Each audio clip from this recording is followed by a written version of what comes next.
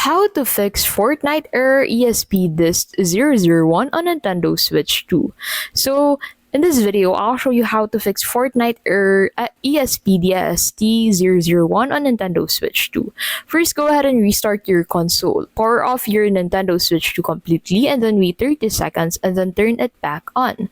Launch Fortnite again, and then after that, if that doesn't work, another thing you can do is to go ahead and clear your cache. Go to System Settings, head over to System, and then head over to Formatting Options. Select Clear Cache for your user profile, and this removes temporary data that might be causing the error. Now, next thing you can do is to check internet connection. So if the second step doesn't work as well, make sure your Wi-Fi is stable.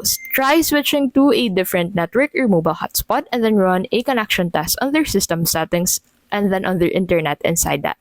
Now, if that doesn't work as well, what you can do is to go ahead and change your DNS settings. So go to System Settings, head over to Internet, and then head over to Internet Settings. Select your network and then choose Change Settings. Set DNS to manual, and then set the primary to 8888 and then secondary to 8844. Save and then reconnect.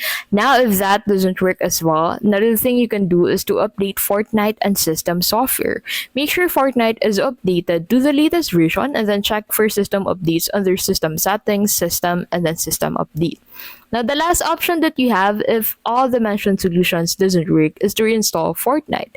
If all else fails, delete and reinstall Fortnite from the eShop. And that is how you can basically resolve that error.